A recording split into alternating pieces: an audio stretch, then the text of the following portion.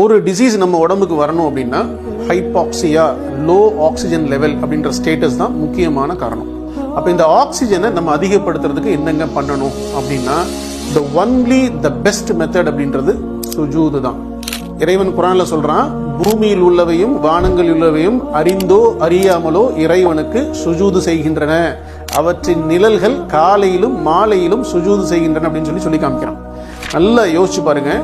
Only creation human being மட்டும்தான் spine erected ஸ்பைனா இறைவன் படைச்சிருக்கான். மற்ற எல்லா அனிமலுக்கும் அந்த ஸ்பைன் லம்பார் ஏரியால அப்படி பெண்ட் ஆயிடும். ஸோ அதனால 24 மணி நேரம் அது இறையோட வணக்கத்துல தான் இருக்கு. நம்ம மட்டும்தான் நிமிர்ந்து வச்சிருக்கோம். அப்போ நம்மளோட அன்றாட தேவைகளுக்காக சிந்திக்கிறது, நமக்கு ஏற்படக்கூடிய பயங்கள், குழப்பங்கள் மற்றும் பல சிந்தனைகள்னால நம்மளோட ஆக்சிஜன் சேச்சுரேஷன் லெவல் ஹெட்ல கம்மியாகும்.